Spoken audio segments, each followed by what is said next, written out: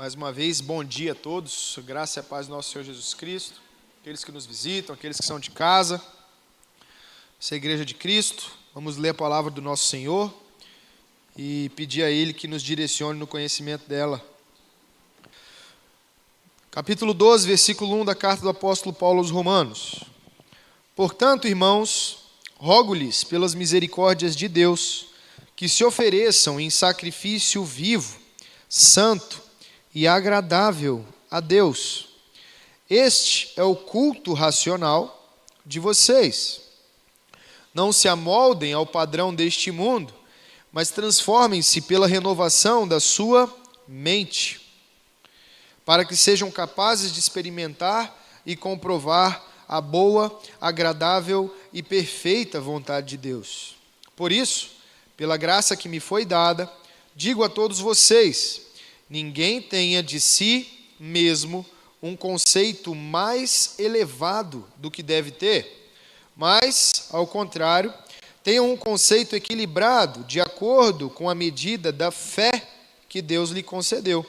Assim, como cada um de nós tem um corpo com muitos membros, e esses membros não exercem todos a mesma função, assim também em Cristo nós somos muitos, formamos um corpo, e cada membro está ligado a todos os outros. Temos diferentes dons, de acordo com a graça que nos foi dada. Se alguém tem o dom de profetizar, use-o na proporção da sua fé. Se o seu dom é servir, sirva. Se é ensinar, ensine. Se é dar ânimo, que assim faça. Se é contribuir, que contribua generosamente. Se é exercer liderança, que a exerça com zelo. Se é mostrar misericórdia, que o faça com alegria. Vamos orar, irmãos. Santo Deus, Pai de misericórdia, obrigado, Senhor, pela sua palavra, obrigado pelo seu evangelho, obrigado porque ela está lida, Senhor, diante de nós, e nós pedimos que o Senhor mesmo pregue aos nossos corações, que não sejam as nossas expectativas, que não seja eu falando, nem qualquer outro, mas que seja tão somente o Senhor falando aos nossos corações e nos ensinando, Senhor. Por favor, nós pedimos que o Senhor tenha misericórdia de nós, Senhor. Por favor, no nome de Jesus. Amém.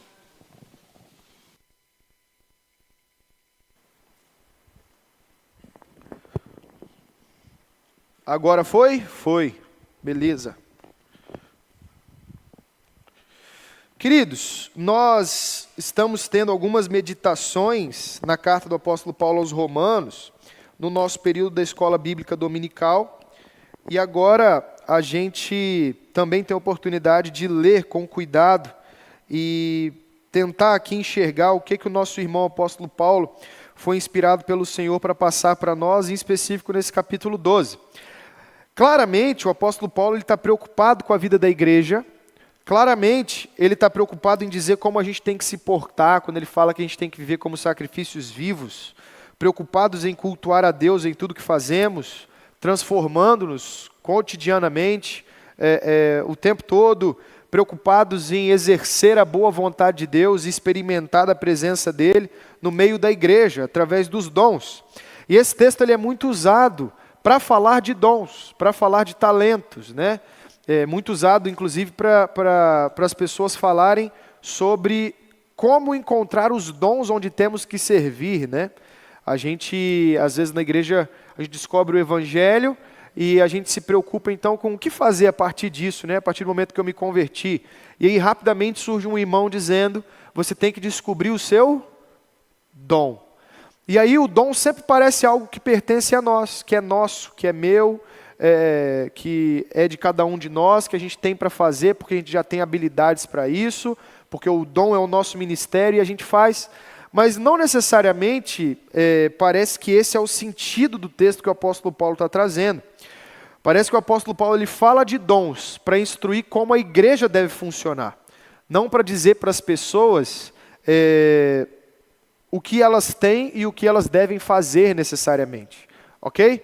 A gente vai melhorar isso, e uma das nossas missões aqui é justamente então, tentar entender qual é o sentido real disso. Qual é o sentido real, então, de dom? O que o apóstolo Paulo está dizendo quando ele diz para a gente que a gente tem dons na medida da graça de Deus, e por isso a gente deve procurar viver a boa, perfeita e agradável vontade de Deus. Será que é isso que a gente tem já no nosso senso comum sobre o que é um dom? Ou será que tem algo a mais? Os comentaristas do texto e o contexto do texto parecem dizer para nós que tem algo a mais que a gente precisa olhar aqui hoje. Essa é a nossa missão. Para que a gente consiga fazer isso, a gente precisa olhar para o contexto em que esse texto está. Ou seja, como que ele está relacionado com os capítulos anteriores, né? Porque entendendo isso, a gente consegue ver o que o apóstolo Paulo está querendo dizer aqui. Qual que é o problema que ele está querendo tratar. Quando a gente conseguir olhar o problema que ele está querendo tratar, aí sim a gente consegue chegar no sentido do texto. Então eu convido os irmãos a fazer um passeio geral aqui pela carta do apóstolo Paulo aos Romanos, por favor, como a gente sempre faz. Todos olhando aí junto comigo para as Bíblias, por favor. Porque no capítulo 1, o apóstolo Paulo está preocupado no meio de uma igreja nova, que é a igreja de Roma, ou seja, uma igreja que nasce no coração de um império que não é cristão, nem judeu, pelo contrário, é um império pagão, que tem outras formas de culto, outras formas de adoração. E agora ele tem os judeus, que são aqueles que fazem parte do povo de Deus desde o Antigo Testamento, sendo agora convertidos ao cristianismo junto com outros gentios, que são pessoas dessa cultura, são pessoas romanas, são pessoas que não são judias e nem cristãs, nem crentes, que se convertem ao cristianismo.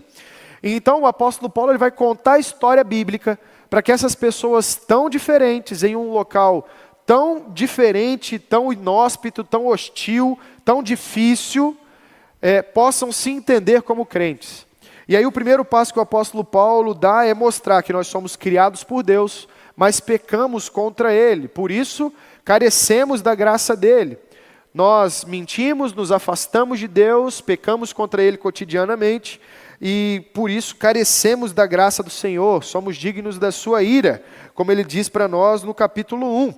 No capítulo 2, ele vai dizer que então, se somos dignos da ira, nós somos dignos do juízo de Deus, ou seja, se somos criados, somos também submetidos à vontade de Deus como nosso Senhor, como Senhor justo, como nosso julgador, aquele que vai nos levar no fim dos tempos e separar os salvos e os condenados.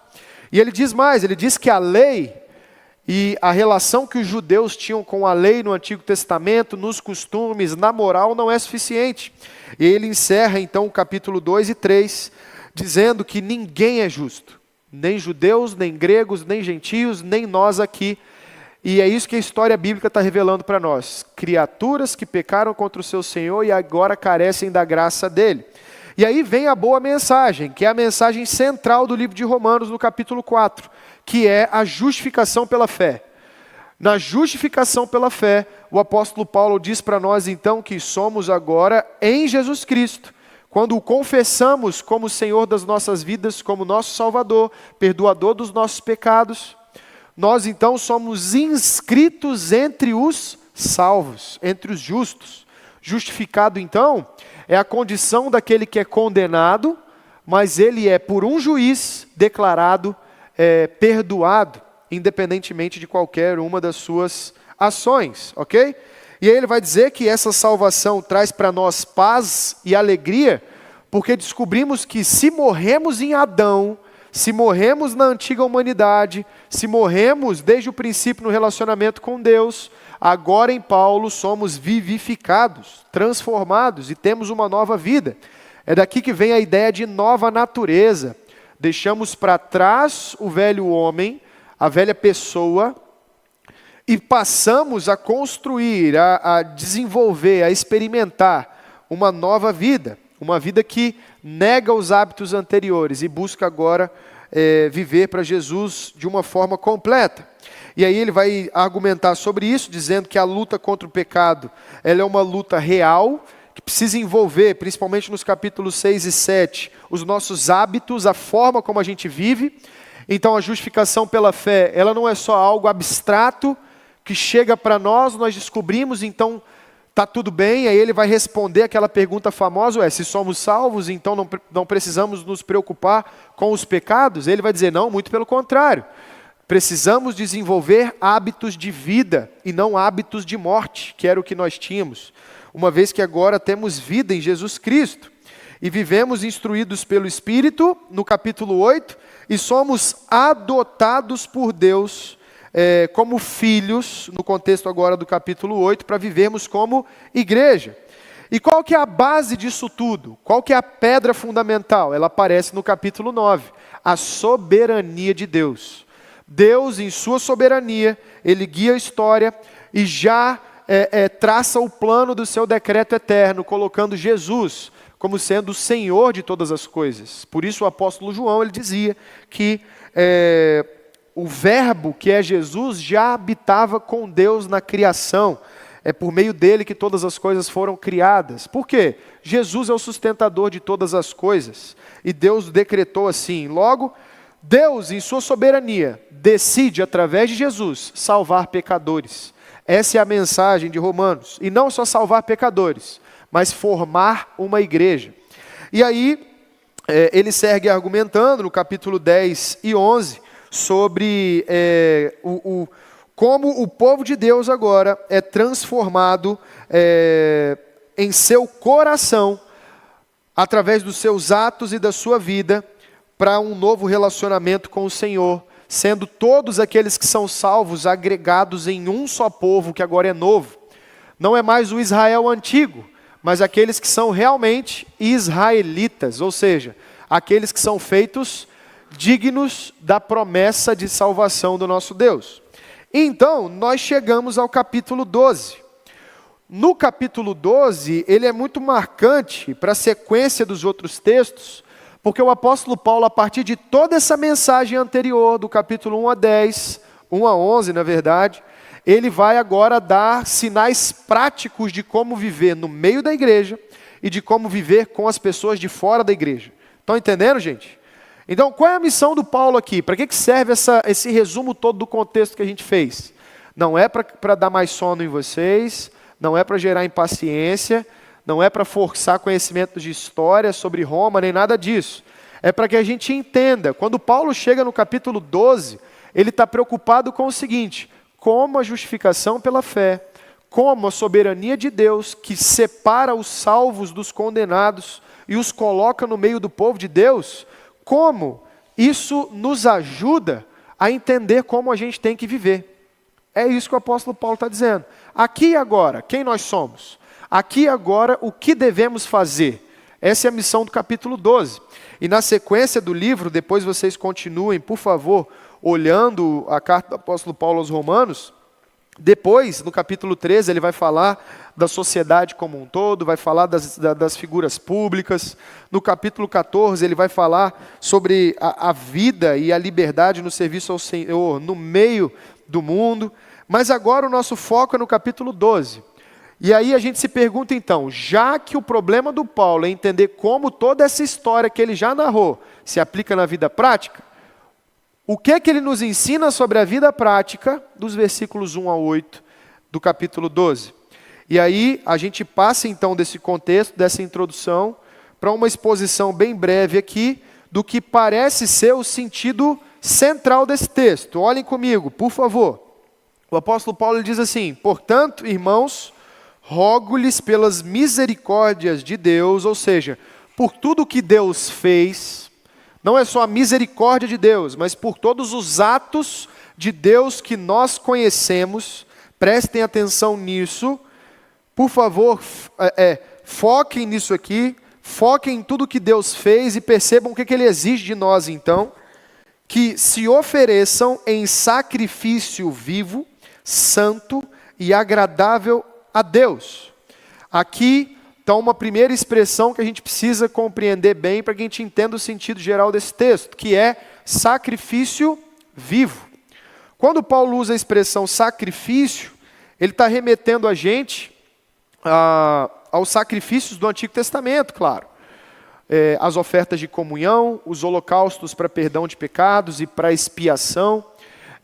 Mas quando ele usa essa palavra sacrifícios vivos, em primeiro lugar, ele está dizendo então que é importante que a gente perceba que a nossa vida, ela deve ser entregue diante de Deus, assim como os sacrifícios eram. Essa é a ideia. Quando olhamos para o Antigo Testamento, os sacrifícios eles eram levados ao tabernáculo. Eles eram levados até o templo e colocados à disposição de Deus. Os sacrifícios eles eram um sinal visível de que os nossos pecados estavam sendo perdoados e expiados. Um cordeiro era levado até o templo. Os sacerdotes eles se reuniam diante do povo, faziam suas orações, colocavam as suas mãos sobre aquele cordeiro, faziam orações imputando os seus pecados àquele cordeiro. Percebam, isso é um sinal visível do que era feito. O cordeiro, ele é um sinal do Cordeiro de Deus que tira o pecado do mundo e que viria depois para expiar os nossos pecados. Então, uma coisa a gente precisa notar aqui, só o sacrifício de Jesus é suficiente como Cordeiro de Deus que tira o pecado do mundo para perdoar os nossos pecados. Logo, o apóstolo Paulo, logicamente, ele não está exigindo da gente que a gente se ofereça como sacrifício para perdão dos nossos pecados. Sacrifício para perdão dos nossos pecados é só um, Jesus Cristo encarnado, morto, crucificado, que era simbolizado lá no Antigo Testamento por essas figuras que eu mencionei, por esses ritos que eu mencionei. Agora, quando Paulo usa a palavra sacrifício para a gente, então, ele não quer dizer que a gente precisa se sacrificar literalmente para que os nossos pecados sejam perdoados. Ele quer dizer que nossas vidas precisam ser entregues ao Senhor delas. É isso que ele quer dizer. E aí quando ele usa sacrifícios vivos, os comentaristas do texto estão dizendo que esse sacrifício, ele é real, ele é urgente e mais, ele é constante. É isso que o Paulo está dizendo. Logo, a definição aqui, o que prova para a gente que o Paulo está preocupado em instruir a nossa vida prática é justamente essa expressão, sacrifícios vivos, ou seja, entrega constante ao Evangelho, entrega constante a Jesus Cristo, entrega constante à confissão dos nossos pecados, entrega constante à vida da igreja, entrega constante às virtudes do reino, às disciplinas de fé, aos meios de graça, a leitura da palavra, a oração. Estão entendendo, gente? Então, sacrifício vivo é a entrega constante de quem descobre que a sua vida só tem sentido em Jesus. E isso fica mais claro quando ele continua dizendo assim, sacrifício vivo, santo e agradável a Deus, ou seja, ele é separado, ele é intencional e ele é direcionado a Deus e somente a Deus. Não a nós pelas nossas motivações, não a satisfação dos outros, não a satisfação das nossas necessidades, mas a satisfação do Criador, que em sua soberania decidiu nos perdoar. E aí ele diz mais, ele diz assim, esse sacrifício vivo, este é o culto racional de vocês.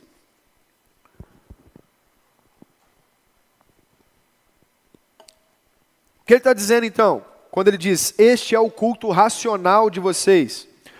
A ideia de culto racional aqui, que Paulo está dizendo ele não está querendo dizer que a gente precisa entender isso bem. Não é isso que ele está querendo dizer.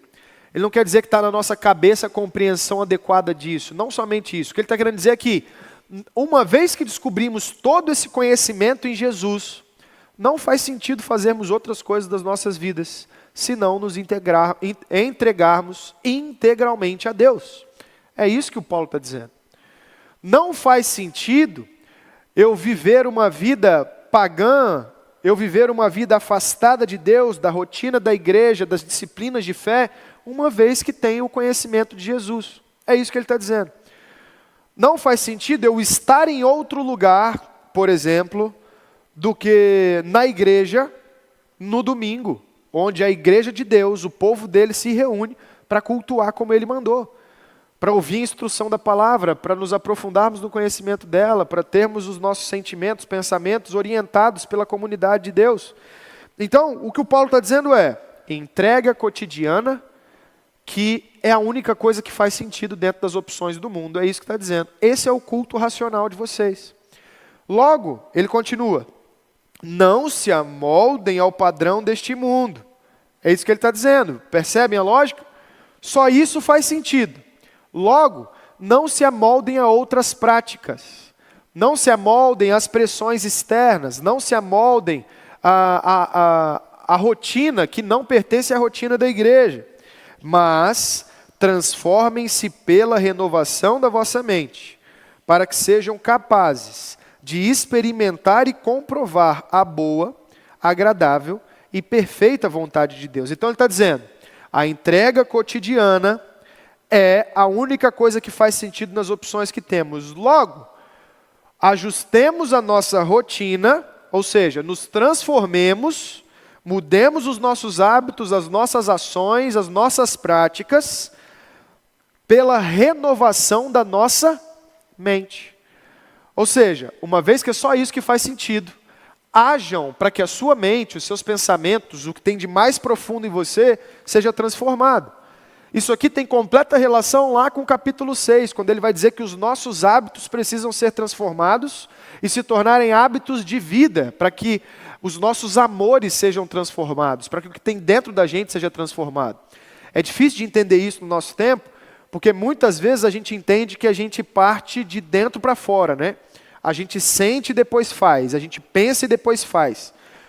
A gente ama então e depois faz, mas na verdade é o contrário que acontece para a perspectiva bíblica judaica do Paulo. Ele está dizendo, aquilo que fazemos molda o nosso coração. Aquilo que praticamos nos transforma aqui dentro. Logo, moldem a mente de vocês. Moldem aquilo que vocês pensam, moldem os sentimentos de vocês. Quem diz que o que nós sentimos, por exemplo, na nossa rotina é correto? Quem diz que o que nós pensamos é correto? A gente brincava hoje de manhã aqui na EBD sobre os famosos sincerões, né? Porque o apóstolo Paulo, no início a partir do versículo 9 desse capítulo, ele fala que o nosso amor tem que ser sincero. E aí muita gente interpreta mal isso, dizendo bem assim, não, eu falo o que vem na cabeça. Se for verdade, eu falo. O que importa é ser sincero, não levo desaforo para casa. Teve uma expressão que Martim usou, foi qual, Martim? Não mando recado, eu não mando recado, eu falo logo. Eu sou sincero, não tem nada a ver com o que o apóstolo Paulo está falando, só esse é o problema. E não tem nada de bíblico nisso. Às vezes a sinceridade é só falta de educação mesmo. Porque o que ele está dizendo aqui não tem a ver com aquilo que tem dentro de nós, mas com o que nós fazemos de forma correta para sermos transformados. O conhecimento de Jesus está fora de nós, o que temos dentro de nós é só pecado, é só maldade. Como o apóstolo não, mas o irmão Tiago disse para nós, o coração humano produz as guerras e todas as dores, todos os pecados. Não temos salvação dentro de nós. Logo, a mente, o coração humano, o que tem de mais profundo aqui dentro de nós, precisa ser transformado pelo que fazemos. Por isso estamos aqui agora. A rotina da igreja serve para isso. A gente vem para um dia da semana inteiro para culto, o dia do Senhor, como os irmãos mais antigos chamam. Seria bom que a gente tivesse ainda mais dessa cultura. O dia do Senhor é o momento em que a gente fica congregado com aqueles que têm a mesma fé que a gente, porque aquilo que a gente canta junto ensina o nosso coração, aquilo que é pregado instrui o nosso coração, e a gente segue para mais uma semana, para mais uma rotina, instruídos pela palavra de Deus o tempo todo, moldados por essas rotinas. É disso que o apóstolo Paulo está falando. Não faz sentido viver de outro jeito, para a gente colocar em palavras mais fáceis. Se não faz sentido viver de outro jeito, precisamos adequar as práticas que fogem a esse jeito correto. É isso que ele está dizendo. E ele segue. Por isso, pela graça que me foi dada, digo a todos vocês, ninguém tenha de si mesmo um conceito mais elevado do que deve ter, mas, ao contrário, tenha um conceito equilibrado, de acordo com a medida da fé que Deus lhe concedeu. Esse trecho ele é central para a gente hoje, porque a gente está tentando entender como viver praticamente, e a noção dos dons, ou seja, daquilo que cada um tem para fazer, é instruída por esse versículo, no contexto desse texto. O apóstolo está dizendo para nós, pela graça que me foi dada, ou seja, pelo ministério de Jesus, prestem atenção em mim. Não é o apóstolo que está falando, não é a opinião dele, não é a visão dele, conhecendo os irmãos que estavam na igreja de Roma, falar bem assim, olha, fulano não faz isso não, ciclano faz isso, não sei o que. Ele não está fazendo isso, ele não está escolhendo quem vai fazer o que quando ele fala dos dons. Como se alguém olhasse, se eu olhasse daqui e falasse, ó, Sueli você vai fazer tal coisa, Sueli. A Sueli vai falar, não, Arthur, dá muito trabalho. Aí o Kleber, você faz outra coisa. Não é assim que o Paulo está falando. Ele está falando, olha, pela graça que me foi dada, ou seja, pelo ministério de Jesus, prestem atenção no seguinte, ninguém tenha de si mesmo um conceito mais elevado do que deve ter. O que ele está dizendo então é, não pensem que você é nem pouco, nem muito. A nossa geração ela é muito marcada por esses dois extremos. Isso aparece muito no livro dos Gálatas também. Ou a gente se sente muito mal e se desvaloriza, e por isso nossa geração é uma geração tão angustiada e tão ansiosa, porque a gente está se comparando aos outros o tempo todo, principalmente pelas redes sociais. Ou por outro lado, tem aqueles que afirmam o tempo todo, você pode, você faz, você é o melhor, você vai conseguir, pense bem. Já viram aqueles vídeos de coach, que é ridículo, que tem alguém segurando e a pessoa quer correr para um lugar, e aí quando ela consegue se libertar, ela chega e grita, eu sou bom, eu vou conseguir. É uma piada, né? Então, o nosso tempo tem esses dois extremos. Ou nós somos muito melancólicos, ou nós somos muito arrogantes. Ou nós somos muito para baixo, ou nós somos muito para cima. E nunca esteve tão em alto o assunto da estima, né? Da alta ou da baixa estima, né? Você precisa se entender como pessoa para alinhar-se internamente e poder viver bem. Só que o ponto que o Paulo está dizendo aqui é, não tenha foco em nenhuma dessas duas extremidades. Tenha um conceito adequado de você mesmo. E que conceito adequado é esse? Ele vai dizer, ao contrário, tenha um conceito equilibrado, de acordo com a medida da fé que Deus lhe concedeu. Então, que conceito equilibrado é esse? Aquilo que o apóstolo Paulo já argumentou. Por isso é importante conhecer o contexto dos capítulos anteriores. Vou começar a bater palma, que tem uns pescando, hein? O apóstolo Paulo, ele já disse desde o capítulo 1 que existem entre nós pessoas que precisam, apesar de serem diferentes, reconhecer que todos são pecadores. É isso que ele está dizendo aqui. Qual é a medida equilibrada de todos nós? Nós não somos nada. Em Jesus, somos todos pecadores. O que tínhamos era ruim, mas o que tínhamos foi tirado de nós em Jesus Cristo, correto? Na justificação pela fé, somos vistos como justos. E o Senhor então, o Senhor, Pai dos céus, Ele olha para nós e vê a justiça de Cristo, aquele que nos salvou. É Jesus que agrada a Deus. Lembra da passagem dos evangelhos, quando Jesus está sendo batizado, e a palavra de Deus, ela aparece em alto e bom som, dizendo, este é o meu Filho amado, em quem eu me agrado, em quem eu me comprazo. A ideia é, em quem Deus se agrada? Em Jesus. E por Jesus nos salvar e estender a nós a sua salvação e a sua adoção, nós então somos recebidos por Deus Pai na adoção de filhos. Então, gente, o ponto aqui é, nós não temos mérito nenhum.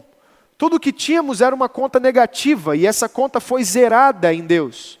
Em Jesus Cristo, essa conta foi posta no positivo, mas não por nosso mérito. O que eu estou dizendo para nós, nessa vida, enquanto estamos aqui, o que nós somos? Pessoas com experiências, com histórias, com marcas de pecado, de dor, de luta, e que têm as suas histórias renovadas em Jesus, e que são chamados agora em Jesus para uma nova vida, mas não pelo seu próprio mérito, mas não pela sua própria capacidade, mas sim pelo que Jesus nos chama a fazer. A vida da igreja, a disciplina de fé, a orientação pela palavra, a oração. Se alguém disser que depois da conversão ele se tornou uma pessoa melhor e ele desenvolveu virtudes e com isso ele é suficiente e não precisa ler mais a palavra de Deus, não precisa orar, não precisa viver no meio da igreja, ele é o maior dos pecadores. Isso não existe. E o nosso tempo também pinta essa imagem de que nós precisamos nos formar, estudar, nos preparar, ganhar experiência, nos tornarmos cada vez melhores para sermos autoridades naquilo que nós falamos. Quem aí vive no meio das redes sociais, é isso que a gente vê o tempo todo. Não importa o assunto que é, o influencer está postando um texto todo dia para quê? Para ganhar autoridade, ou seja, para as pessoas verem que ele está falando sobre aquilo o tempo todo. A gente está buscando influência o tempo todo, a gente está buscando ser visto o tempo todo. Só que na verdade o que o Paulo está dizendo para nós, olha, nada do que façamos sozinhos faz o menor sentido. Nada do que nós temos para oferecer é bom. Tudo que fazemos fora da fé é pecado. É isso que ele está dizendo. Simples assim. Então quando ele diz, de acordo com a medida da fé que Deus lhe concedeu, somos salvos em Jesus Cristo, descobrimos que somos pecadores, logo, nada do que temos serve. Somente aquilo que agora Jesus nos chama para fazer. E aí ele continua. Assim como cada um de nós tem um corpo com muitos membros, e esses membros não exercem todos a mesma função, assim também Cristo em nós, que somos muitos, formamos um corpo, e cada membro está ligado a todos os outros. Temos diferentes dons, de acordo com a graça que nos foi dada. Se alguém tem o dom de profetizar, use-o, na proporção da sua fé. Se o seu dom é servir, sirva. Se é ensinar, ensine. Se é dar ânimo, que assim faça. Se é contribuir, que contribua generosamente. Se é exercer liderança, que exerça com zelo. Se é mostrar misericórdia, que o faça com alegria.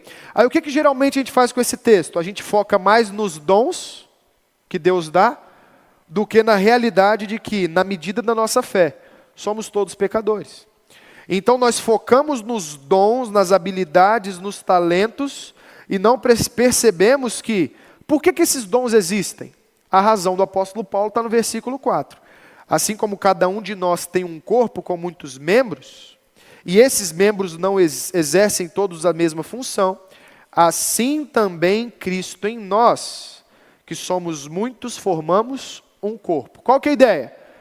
Uma vez que na nossa perdição, Deus nos salvou e nos enxertou na igreja, o que ele faz com a gente? Ele concede papéis, tarefas. É isso que Paulo está chamando de dons. É isso que Paulo está chamando de dons. E aí ele vai argumentar sobre os dons, dando exemplos de como esses dons ocorrem, dando princípios de como esses dons precisam ocorrer. Mas o foco dele está no seguinte: estamos todos no mesmo barco. Talvez dê para a gente resumir assim essa argumentação do apóstolo Paulo. Estamos todos juntos, no mesmo lugar, como pecadores. Agora, o que cada um faz? O que o apóstolo Paulo está dizendo cada um de nós vai receber em Jesus funções. Percebam esse trecho que ele fala bem assim, versículo 4, assim como cada um de nós tem um corpo com muitos membros, e esses membros não exercem todas a mesma função. A questão aqui é função, não quando nós usamos as palavras dom, ministério, até talento, parece que a coisa é muito nossa, né? É muito interno isso. Isso é interessante demais, principalmente em tempo de Olimpíada, né? Perguntam para os atletas bem assim, nossa, mas você é tão bom, quanto talento você tem? Aí ele responde, né?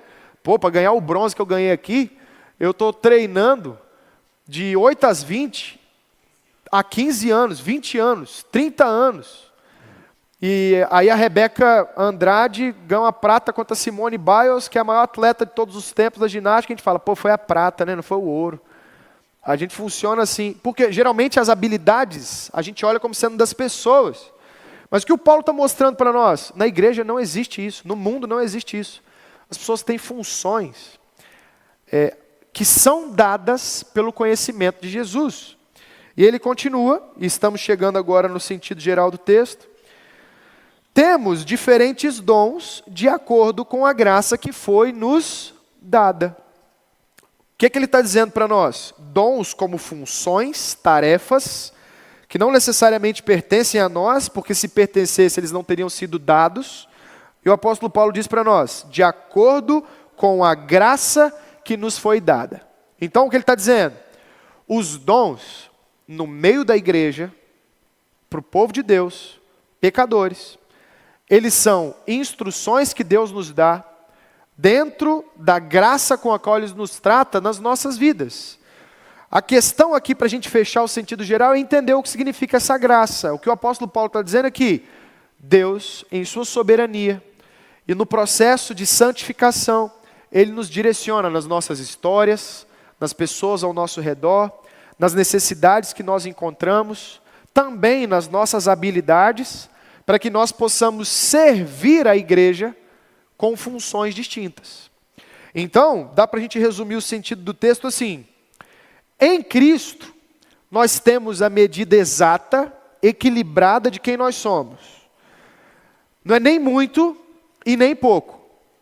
Apenas aquilo que, por graça, o próprio Senhor nos deu como presente ou como dom para o serviço da igreja. É interessante que dom para a gente tem esse significado espiritual, né? Meio místico. Você fala, não, fulano tem o dom. De novo, né? A gente vê um guitarrista tocando, como GG assim, que é um exímio guitarrista, né, GG? A gente vê GG tocando e fala, não, esse cara tem o dom. Mas ele fala, não, pô, estou com a partitura todo dia repetindo o mesmo solo para tentar tirar isso do jeito que foi. No inglês, a palavra dom é interessante, né? Que eles usam no inglês como presente, eles chamam de gift, né? Dom é chamado por eles como presente. Para nós o dom é alguma coisa muito abstrata, espiritual, que pertence a cada um. Não, eu acho que o sentido do inglês é mais simples e mais correto. Assim, dom é o que nós recebemos como presente de Deus. O que seria esse presente? Aquilo sobre o qual nós não temos nenhum controle. Dons, por exemplo, presentes que recebemos, onde nascemos, a família em que nascemos, as pessoas com as quais nascemos, pai, mãe, filhos, o nosso nome, o local onde nós estamos, as portas que se abrem para nós, as necessidades das pessoas ao nosso redor que nos fazem agir. Tudo isso são presentes que Deus nos dá. Isso é muito interessante no nosso tempo, tão ensimesmado, que a gente é o tempo todo trabalhado para viver pensando na gente mesmo, porque a igreja, então, ela serve para nos ensinar o quê? Não há nada que nos pertence intrinsecamente. Tudo pertence a Jesus. Não há nada que seja nosso, é isso que eu quero dizer. Tudo pertence a Jesus. Ah, Arthur, mas então, o que eu faço? Porque se os dons, eles são muito mal interpretados, o que eu entendi como dom até hoje, como é que eu ajusto isso? Aí nós temos 3 aplicações que nos ajudam a fazer isso. Vamos olhar aí para os versículos 4 e 5, por favor.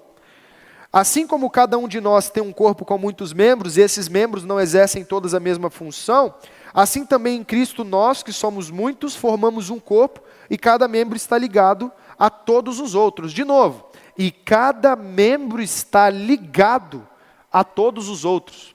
Isso aqui é muito legal mesmo. Tem uma profundidade filosófica muito grande que não dá para entrar aqui, mas que no contexto tinha tudo a ver. Porque tem uma discussão muito profunda, né, sobre a antropologia, a sociologia, a filosofia do ser humano mesmo, perguntando assim, o ser humano, ele é antes indivíduo ou ele é antes comunidade, né?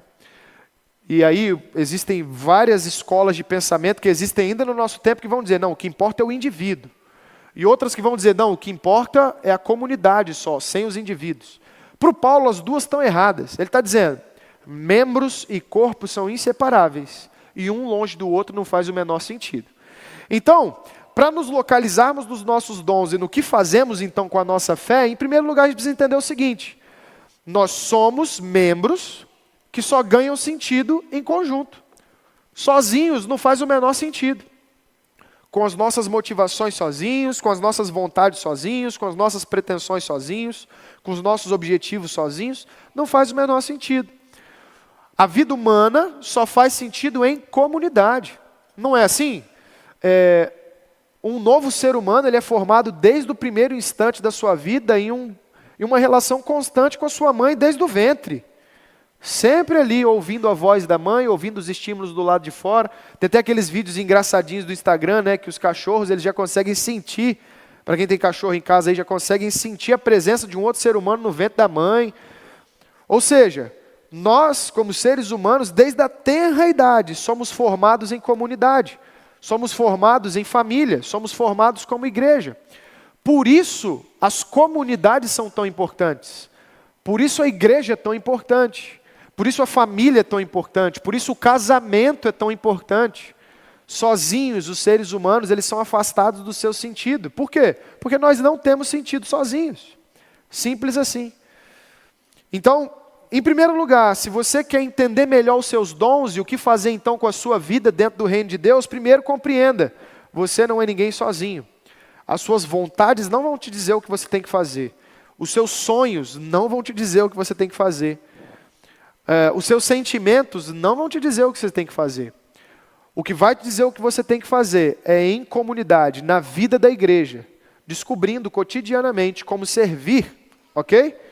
Dentro da igreja é que os dons eles são revelados, percebem? As pessoas espiritualizam muito isso. Dentro da igreja os dons são revelados. Se eu falar isso num outro contexto, já tem até fogo descendo do céu, labachúria de não sei mais aonde, e sei lá, gente falando em língua e revelando sonho, dizendo que nessa semana vai ter transformação na sua casa e por aí vai. Gente, tem nada a ver com isso. Os dons são algo palpável. É isso que o Paulo está dizendo para nós. Os dons estão na vida da igreja. Você quer descobrir dons? Você quer ver os dons acontecendo? Tem um monte aqui. Entra na igreja, vai ter uma criancinha correndo para ir para a aula da escola dominical. Dom, presente de Deus. Você quer vir aqui na segunda noite, vai ter o conselho se reunindo para discutir um monte de assunto. Dom, presente de Deus, não dependia da gente. Você quer aprender da palavra, vai ter um monte de gente aqui lendo a palavra. Dom. A gente brincava hoje também na EBD sobre o seguinte: na igreja a gente não escolhe quem é salvo, já pensaram nisso? Da mesma forma que a gente não escolhe quem é nosso pai ou nossa mãe. Certamente, eu brinquei hoje, Heitor, na aula de escola bíblica dominical, certamente não, possivelmente alguém olharia para você ou para mim no teclado assim: Senhor, salva esse aqui. Não, esse aqui não salva não. Não é assim que funciona. O Senhor que foi lá, colocou o Heitor aqui, colocou o Arthur aqui, nenhum escolheu um ao outro. E a gente é crente dentro da mesma fé, dentro da mesma esperança. O mesmo se aplica para todos nós. Estou dando esses exemplos para que a gente entenda, gente. Como comunidade, só ganhamos sentido quando somos colocados no meio da igreja. E é aí que os dons aparecem. Eu sei que isso é frustrante, eu sei que isso parece um pouco desafiador, porque a gente é treinado para lutar pelos nossos sonhos. Mas os nossos sonhos eles podem estar errados, em desacordo com a medida da fé. Simples assim. Eu tinha um sonho, por exemplo, sonho não, né? Mas eu me imagino direto, principalmente no chuveiro, tocando trompete numa banda de jazz rodando pela Europa. Qual o problema? Eu não sei tocar uma música no trompete. Pô. Não tem jeito. Tem gente aí que acha que sabe jogar futebol, tipo Abel, assim. Continue jogando, Abel. Não, não leva mal não, tá? Mas o mesmo se aplica ao Ramon, ao GG e por aí vai. Os sonhos, os sentimentos, as vontades, elas não dizem nada. Cara, Deus é tão bom que Ele está falando para a gente bem assim: olha, historicamente, eu estou criando uma igreja com pessoas visíveis ao seu entorno, para você ver as necessidades delas e servir. Isso é dom. Mas não, no nosso tempo a gente prefere espiritualizar, ficar falando com nada. Tem uns malucos até no YouTube que tocam até sininho para os espíritos aparecer, hoje em dia. Sendo que Deus deu para a gente uma coisa palpável. O espiritual é palpável, é no corpo de Cristo. A expressão que Paulo está usando, o corpo de Cristo, não é à toa. Porque ele está dizendo o corpo, o que não tem... o que seria mais palpável do que a expressão do corpo, da carne? Corpo, presença física, real. E aí a gente descobre então o que fazer no meio desse corpo, na vida da igreja. Então a primeira aplicação, gente, de novo, depois do sentido geral do texto, tendo um conceito equilibrado de quem a gente é, o que a gente faz então? Primeira aplicação, de novo, a gente percebe que a gente não é ninguém sozinho. Não tem jeito. Não tem jeito. Arthur, mas será que na minha personalidade Deus não já colocou coisas que vão ajudar quando eu estiver tratando a necessidade de alguém? Pode ser. Possivelmente, provavelmente. Mas a gente vai ver daqui a pouco que não adianta eu ter algo dentro de mim e não usar. E para eu usar eu tenho que estar em comunidade. Estão entendendo, gente? Logo, para servir no reino de Deus, a gente precisa estar junto. E isso não tem nada mais contra o movimento dos desigrejados, né, que se fortaleceu nos últimos tempos, com aquela ideia de que é possível cultuar de casa, né? E o que importa é a fé em Jesus. Mentira, mentira. O que importa é a vida da igreja, o que importa é o povo de Deus. Isso aqui é muito dolorido, porque o Paulo, ele desconstrói. Se você, para a gente já é difícil, imagina para um judeu daquela época ouvir isso. Que o que eles criam e o que eles achavam que eles tinham não era nada. Porque é verdade, gente. Isso aqui é uma pancada, um soco no estômago para quem pensa demais sobre si mesmo. Já ouviram aquelas pessoas, professores, que levam demais a sério, demais as suas próprias opiniões? Duvide dessas pessoas. Já viram as pessoas que são muito certas dos seus conhecimentos individuais, com as suas opiniões muito fortes e não mudam de jeito nenhum? Já viram? É dificílimo viver com essas pessoas, não é verdade? Não confie nessas pessoas. Repense. Por quê? Em comunidade, a gente descobre que nós não somos essa Coca-Cola toda. Que nós não somos o morango do deserto. Não, misturei tudo aqui, né? A última Coca-Cola do deserto, nem a última bolacha do pacote, tudo serve aí. Tá claro, né? Isso é interessante porque, igual ontem, a gente estava jogando um campeonato de futsal, né? E tem sido momentos muito bons. Talvez alguém veja os campeonatos de futsal da UMP e pense assim, nossa, já foram os meninos jogar bola de novo. Gente, jogar bola é o de menos. O legal é passar o dia junto como igreja, orando a cada jogo. Aí um descrente até reclamou quando eu pedi para orar antes do terceiro jogo. Vai orar em todo jogo? Eu falei, vai orar em todo jogo. Não tem problema nenhum, não. Aí oramos em todo jogo, até que a gente foi eliminado nas quartas, nos pênaltis. Não perdemos para ninguém, gente. Para eliminar a gente só nos pênaltis. Aí, o que é legal de participar de um time, de um grupo, de uma empresa, de uma família, de uma instituição é o seguinte. O que compõe um time, essencialmente? Você saber que não dá para você fazer sozinho. Não dá para você pegar a bola no fim, passar driblando todo mundo, ir lá na frente, driblar o goleiro e fazer o gol. Qual que é a essência de um time? Você ter alguém que marca bem, alguém que toca bem, alguém que finaliza bem, alguém que defende bem, alguém que agarra bem. Esse que agarra bem está faltando lá no time, hein? É o Ramon lá. Não fica ofendido não, Ramon. Estão entendendo, gente? Eu estou forçando esse exemplo porque isso é real, não é uma ideia. É isso que o Paulo está falando. Ele está olhando para a vida da igreja e está falando, olha, Jesus Cristo está vivo. E está vivo aqui. E Ele está tratando as pessoas aqui. Através dos dons que Ele revela aqui. Ok? Beleza? Logo, não somos ninguém sozinhos. Essa é a nossa primeira aplicação. Segunda aplicação, versículo 6. Por favor. Temos diferentes dons, de acordo com a graça que nos foi dada. Ok? Se alguém tem o dom de profetizar, use-o na proporção da sua fé. A segunda aplicação, então, é que, percebam, os dons, eles são de acordo com a graça de Deus. Nós não tínhamos nada e recebemos o que temos. Não o que escolhemos, mas o que descobrimos dentro da igreja como sendo o nosso campo de serviço. Então, assim, gente, para além dos dons que são muito espiritualizados, que todo mundo fica falando disso e não tem nada a ver com o dom bíblico que o apóstolo Paulo está falando, existem os outros dons, aquele dom da pessoa que fala, não, esse é o meu ministério. Eu tenho talento para isso, eu tenho dom para isso. Sabe qual é o problema? Talvez você tenha dom para fazer alguma coisa que não seja necessária. E aí, seus dons morreram? Não. Quais são as outras coisas que precisa fazer? Ali vão brotar outros dons. Não é verdade? Eu conheço inúmeras histórias de irmãos que foram eleitos ao presbiterato, por exemplo, no meio da igreja presbiteriana, e eles não queriam. Falaram assim, eu, presbítero? Provavelmente vocês já ouviram algumas assim também, e é louvável. Eu, presbítero? Nossa, nunca me imaginei, mas vou colocar à disposição, porque se a igreja quiser, a gente vai se capacitando. É uma necessidade da igreja que surge, a igreja reconhece, a pessoa atende, independentemente da escolha dela. Então, os dons, eles não têm a ver com escolha. Eles têm a ver com escolha também.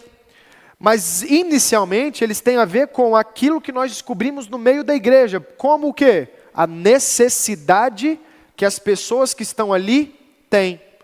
Que é algo mais palpável e seguro para dizer o que nós temos que fazer do que uma necessidade urgente de atender alguém?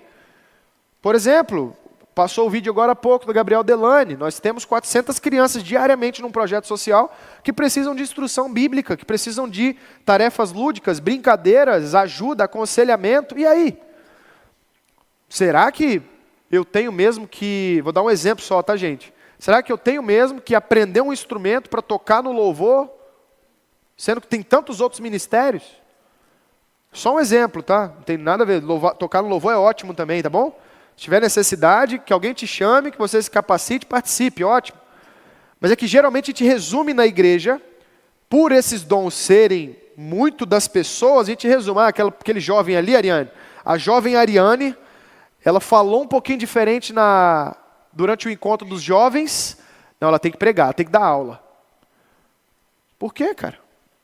Será que não tem outra coisa para fazer? Será que a Ariane não tem um outro dom que a gente vai descobrir? Aí a gente sabe que a Ariane tem o maior dom para música, dentro das necessidades da igreja. A gente, não, Ariane, você fala bem, você vai dar aula, sendo que já tem outros para dar. Estão entendendo o exemplo? Gente, não é sobre escolha, não é sobre o que querer fazer, é sobre as necessidades do povo de Deus. Para descobrir aonde você tem que atuar, pense, onde estão as necessidades do povo de Deus? Temos um monte de adolescentes aí na igreja, temos um monte de jovens. Será que eles têm tido pessoas para aconselhá-los nas necessidades da vida? O tempo todo? Sempre disponíveis? Estão vendo? Temos gente que tem questões de acompanhamento, precisam tomar um café, precisam estar juntos, precisam de companhia. E a gente vai gastar energia com outras coisas? A nossa responsabilidade está ligada àquilo que é necessário. Temos que atender às necessidades das pessoas e aí sim a gente vai estar respondendo a um dom no meio da igreja, a um presente no meio da igreja.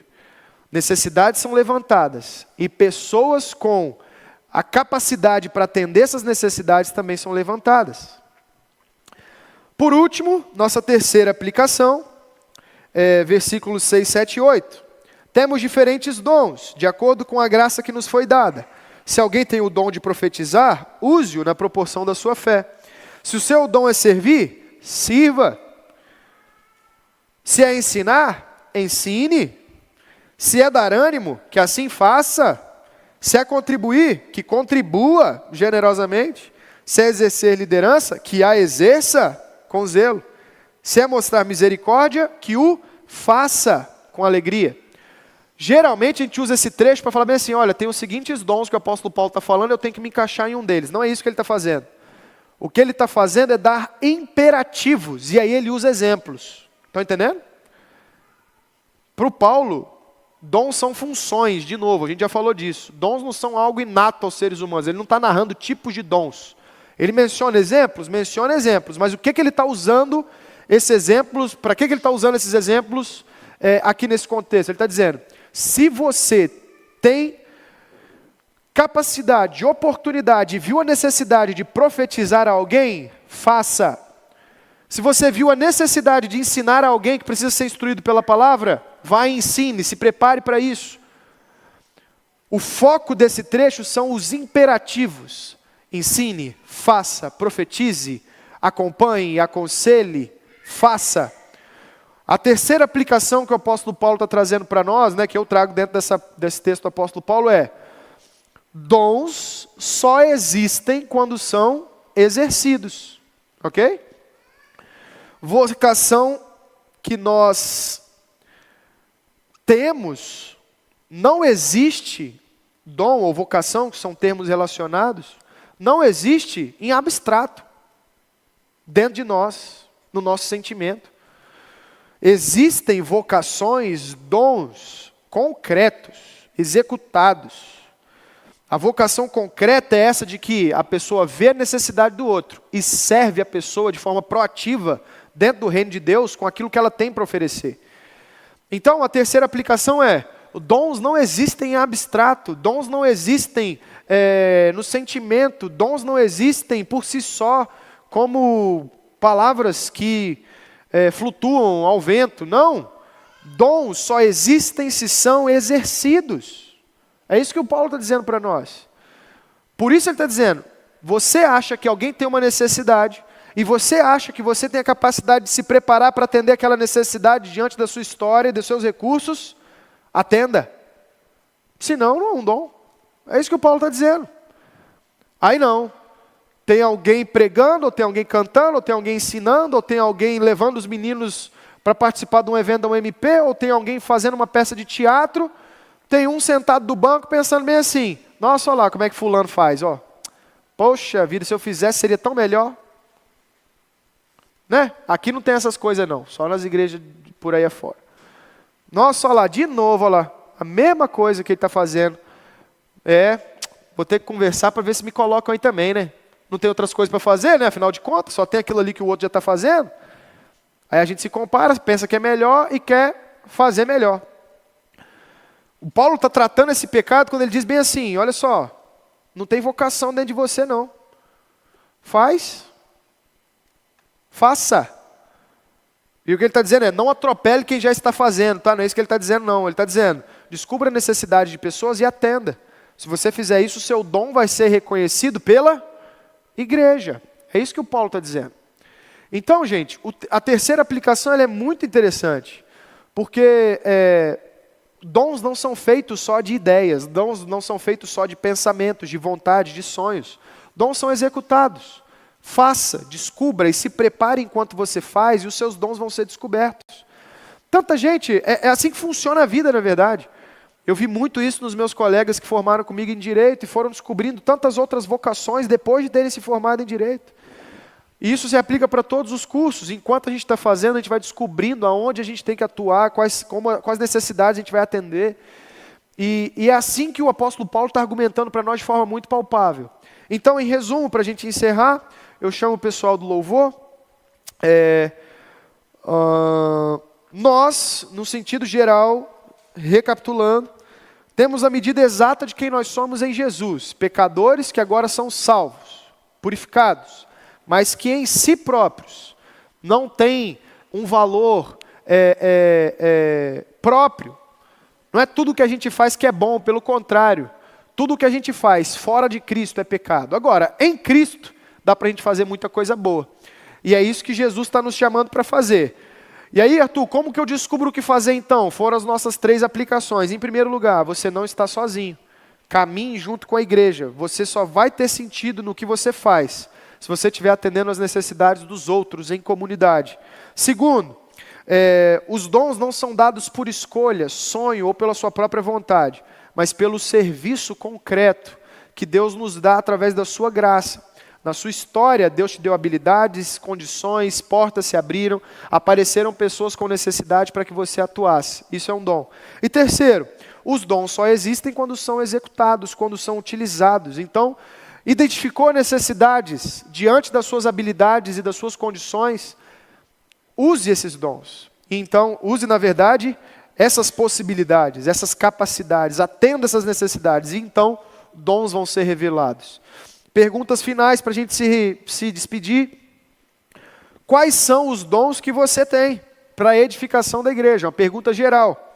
Só que para pensar sobre isso, diante de tudo isso que a gente falou, a gente precisa pensar quais são as motivações por trás desses dons. A motivação por trás dos seus dons é a edificação da igreja a partir das necessidades dela? Ou são os seus sonhos? Ou são suas vontades? Ou são os seus sentimentos? Em terceiro, quais necessidades dos outros eu posso atender? Quais necessidades estão aparecendo ao meu redor? Como que o que eu tenho pode servir essas pessoas? Então a gente vai perceber que os dons de Deus eles podem ser revelados da atitude mais simples até a atitude mais complexa. O simples ato de chamar alguém para tomar um café, comer um bolo, conversar e aconselhar, pode atender a necessidade de um irmão da igreja e revelar um dom. Agora, por outro lado, uma ação social grande que vai atender centenas de crianças, também pode revelar um dom, necessidades sendo atendidas. Com esses 3 princípios, gente, não estamos sozinhos. É Deus que nos dá através das nossas histórias. E dons que são reais, são utilizados, a gente consegue se guiar para que a nossa salvação ela produza frutos práticos e reais. Amém?